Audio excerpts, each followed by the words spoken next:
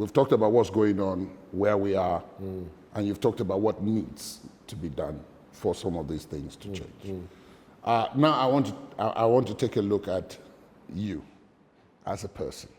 You've talked about being an academic. You also come from a fairly large family. Yes. And a fairly prominent one at that. Some of your siblings are quite prominent. Well, does that in any way shape your thinking about where the country is today and where it ought to be going? Do you have robust discussions with the family who are in different fields? Do you? no, the family played a key role in my upbringing and my molding. But then what has played a key role in my perspectives of today is far beyond family. It's even far beyond the shores of Nigeria, reaching out to everywhere I've gone for work, for business, and for studies. Even now that I'm currently a participant at a course in Harvard, what experiences and what knowledge I gain from there adds to my perspective. And the perspective is that the whole world is standing aback in amazement with held breath as this wonderful creation of God Almighty, Nigeria, is allowed to waste. It doesn't have to be like this. And very, very simple things not done. We are afraid, I am afraid that we are only a couple of years away from complete breakdown of law and order in Nigeria. When the dollar hits 750 naira to the dollar, and I can see it heading that way with the continuation of Buhari's government. Salary is going to become child's play. Think about our security men who are holding guns and ammunition. Think about the ammunition in the armories and what will happen to them.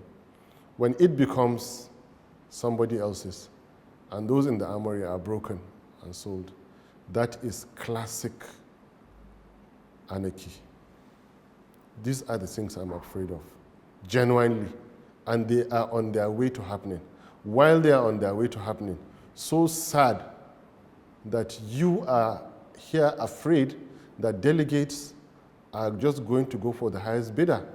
So we don't even know what our problem is. The same people who are complaining about insecurity and poor economy, here is the wonderful opportunity, do the right thing, turn Nigeria around, they will repeat the same mistake. And the classic meaning of insanity, continue to do the same thing, take the same action, and expect a different result. Final question. Yes, sir. Critical in all of this will be INEC.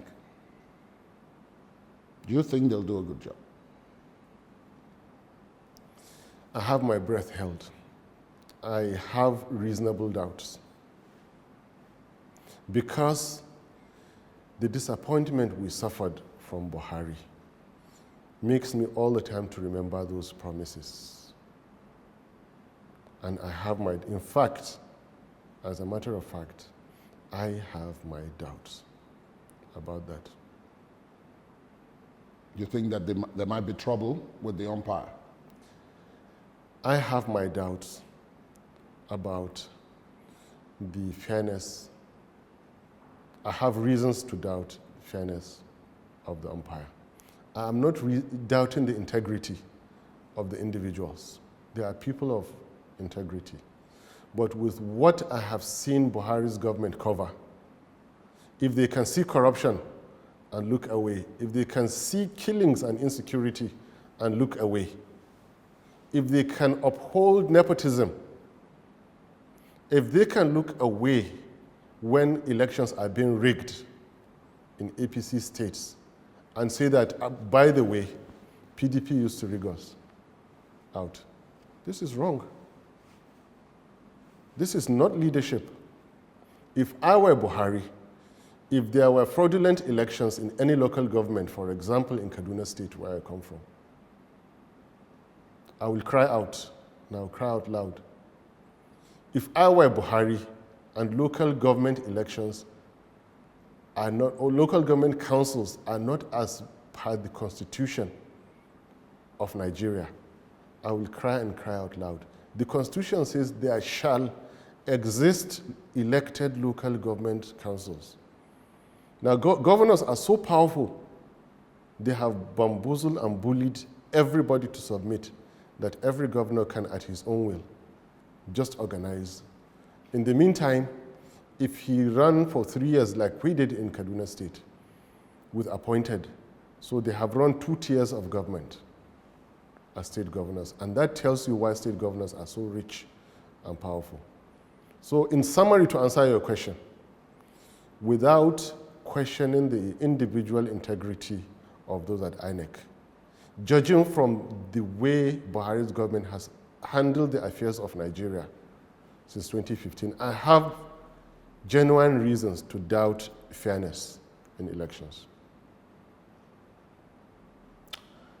Dr. Baba-Ahmed, thank you very much for speaking with us. You're welcome. Thank you.